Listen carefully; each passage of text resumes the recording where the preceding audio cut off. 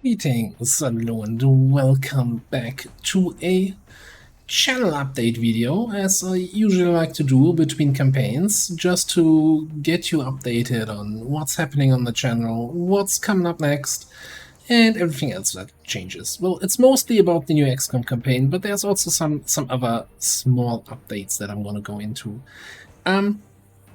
Most importantly, for the first time in over 3 years, for the next XCOM 2 campaign, we're going to be leaving the homeliness, the known world of Long War of the Chosen, and we're going to return to basically vanilla XCOM 2 War of the Chosen with covert infiltration. We had a covert infiltration campaign, or rather two of these campaigns in the past.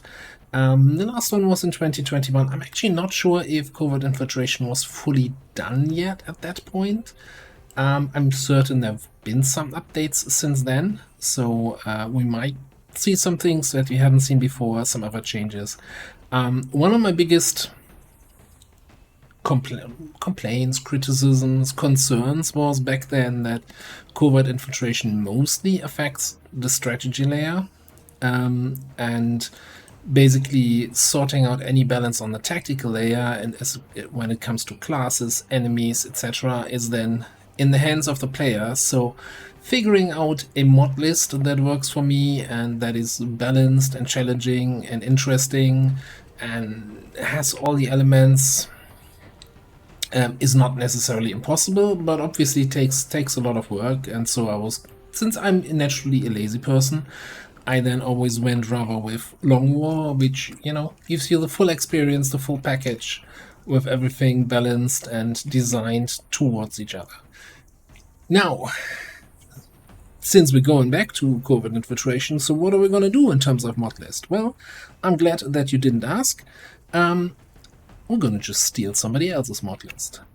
So most of you who are following XCOM are probably familiar with Christopher Ott, and he has for the past 3 or 4 weeks been running a covert infiltration campaign, which uses a mod list that has been curated and put together and worked on by a team of supporters, producers. He has in the background, he has an awesome list of volunteers that are helping him sort out something that makes sense, that is challenging and interesting to watch. And you know what, those are awesome people, and I'm glad that he has that help, so I can just now go here and grab that whole mod list and see if it works out for me.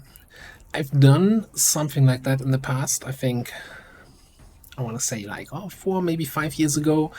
I stole one of his mod lists and ran a identical or similar campaign to him with a few tweaks, right, to keep things a little bit more challenging. But yeah, we'll see. So this campaign is mostly centered on covert infiltration. We're gonna find the Requiem enemies that we had in the most recent Long War campaigns here also. So they're not just a Long War thing. You can have them for vanilla XCOM. Then let me just scroll a little bit through the list. It's a huge list. You can see kind of the scroll bar here on the right hand side. There's a lot of stuff in there. Class wise, they're using amalgamation classes, which is an interesting concept where it basically takes 3 classes. Each of the 3 class trees is basically just taking perks from a single class. Sometimes that works together to create a really strong class. Sometimes you have some weird non-synergies.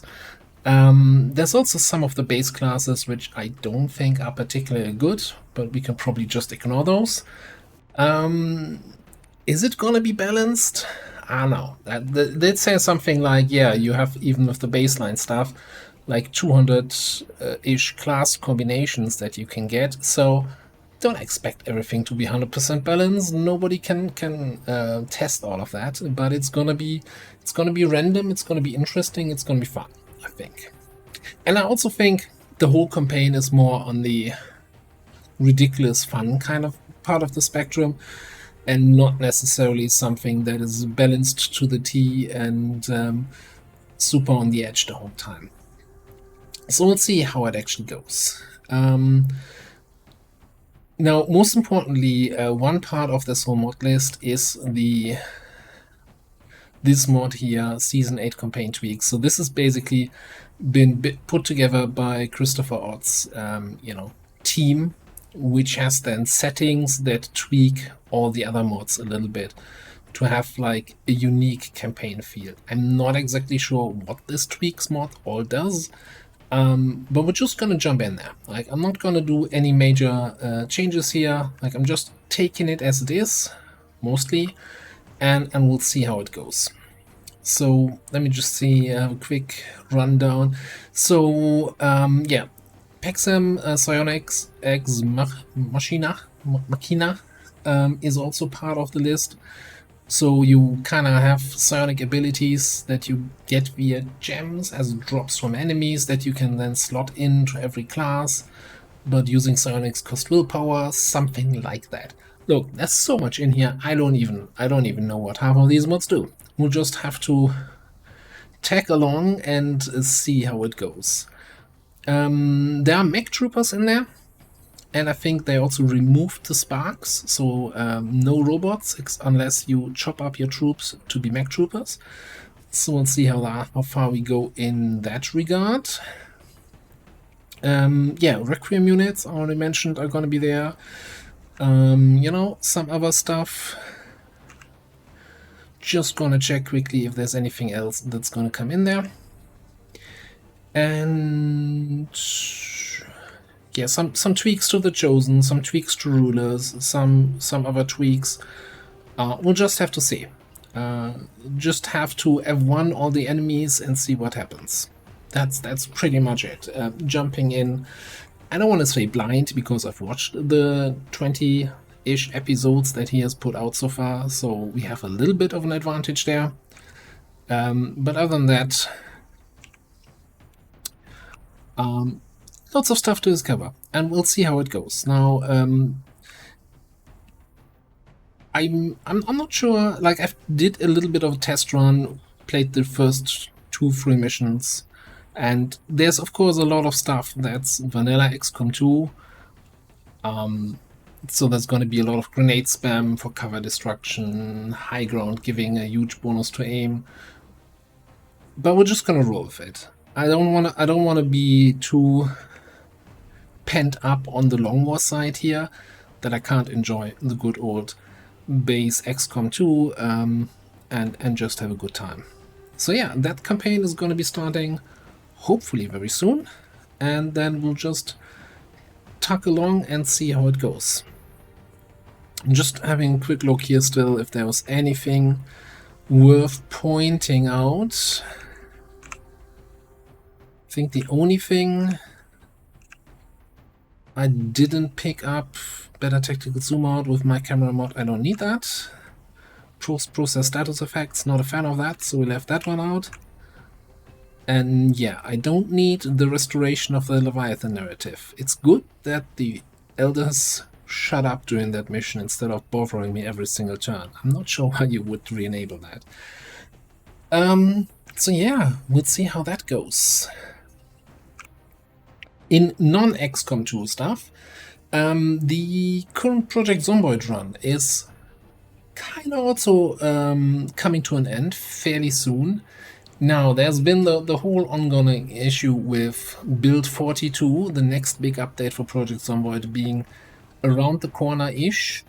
So I'm considering not starting any new runs, hoping that Build 42 might be there soon. Now, if it's going to take a little bit longer, we're going to fill the gaps in the schedule with some other stuff. One game I was particularly looking at is, filling that zombie survival niche, is Terminus Zombie Survivors, which is going to have its full release, I think, next week.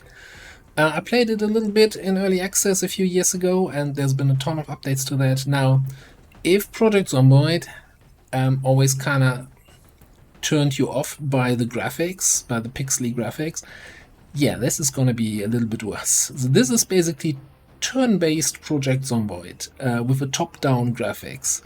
So it's not really a looker, but it's really in depth and has lots of interesting stuff. Crafting, base building, NPCs that you can fight alongside with. And yeah, I had a good time with it, so that might be something filling in the gaps after the current Project Zomboid run. So there's one more thing I want to quickly talk about in this channel update. Let me just go back to the clip here. So it's been more than 10 years since I first hit that go live button and had my first live stream back in Enemy Within with the Army of Two campaign. And it's been really an amazing time. And I met and got to know a lot of super great people, super supportive, super helpful. And one thing I've been asked again and again and again is if there was any way that people could support me, give me a tip or something like that. For the most time, I said nope, and was basically the topic was done for me.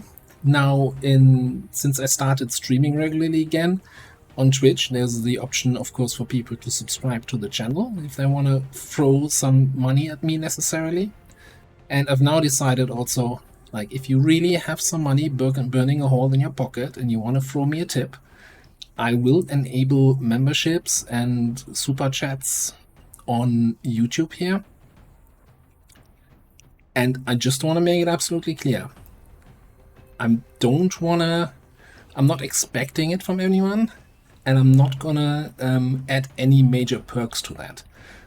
I don't want to create basically 2 tiers of viewers where members get preferred access to videos or early access to videos or anything like that. It is really just completely voluntary. If you want to throw a tip my way, I'd be super grateful and thank you very much, but you're not getting any perks. You get a little badge next to your name, but that's it. So if you see that membership button and you say, yeah, I've got some spare money, why not? I'd be super happy, and I thank you all very much. If you don't have the spare coin for that, absolutely no problem. Just keep watching, maybe even liking the video every now and then or throwing down a comment. That's all that's really needed for me to continue making this. So if any questions on that, feel free to throw them in the comments or, join the Discord, talk to us there. And that's it for tonight. Thanks again for watching. See you next time.